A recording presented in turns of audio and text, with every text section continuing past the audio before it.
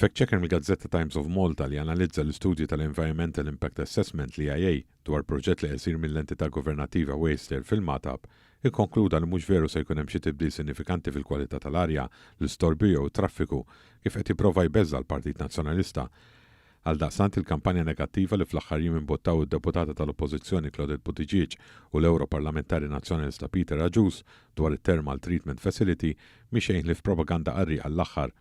Il-Thermal Treatment Facility hu inċineratur li jaħraq skart li ma jkunx jista' jiġi riċiklat bħal fdalijiet tal-annimali. Bħalissa l-pajjiż għandu inċineratur qadim fil-Marsa u bħala parti mill-investiment bla preċedent ta' €9 biljun li qed isir fis-settur tal-iskart hemm ħtieġa li jinbena inċineratur ġdid li hu konformi mal-aqwa standards ambjentali u li jkollu teknoloġija moderna. Il-Waste Surf applikat biex dan l-inċineratur isir fil-Magħtab wara studji tekniċi li saru minn esperti indipendenti, iżda Tal-Pn dlonk ħarġu qatta bla ħabel biex jopponu riformi li se jirrivoluzzjonaw is-settur f'pajjiżna.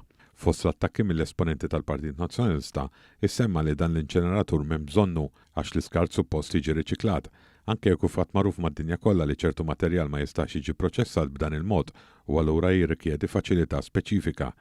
Aktar minn hekk meta d-deputati tal-Pn daħlu fit-teknika tal-proġett, l-ewwel qalu li l-faċilità se taħraq mal-400 tunnellata kuljum, iżda ftit jiem wara tennew li żewġ inċineraturi kuljum jaħarqu 400 tunnellata kuljum. It-tnejn terġa' qalu l-inċineraturi jaħarqu 400 borsa kuljum.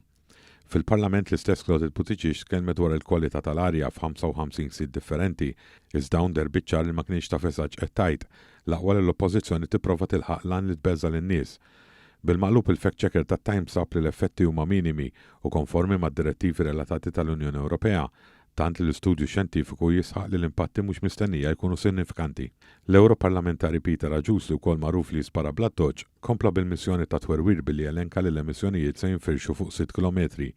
Dan waqt li fid-diskors użat mill-Partit Nazzjonalista intuża t-terminu ta' fabbrika tal-kanċer. Dan meta l-analiżi mit-Times fil-studju xjentifiku instab li l-effetti huma negliġibbli li jfisser żgur li ma jeżistux l-effetti li qed ixerret il-Partit Nazzjonalista. It-Times ikkonfermat ukoll mal-esperti indipendenti li l-impjanti kollha ttieħdu f'kunsiderazzjoni, tant li qisu wkoll proġetti oħrajn separati mill-immaniġġer tal-iskart. Fl-aħħar snin il-Waste Surf imbarkat fuq numru kbir ta' inizjattivi biex aktar skart jiġi riċiklat f'pajjiżna u għad li fejn possibbli jintuża bħala riżorsa utli, inkluż fil-produzzjoni tal-enerġija u parti minn katina ta' inizjattivi favur l-ambjent. Għal kollox bil-kontra ta' dak li qed jipprova jbella l-Partit Nazzjonalista.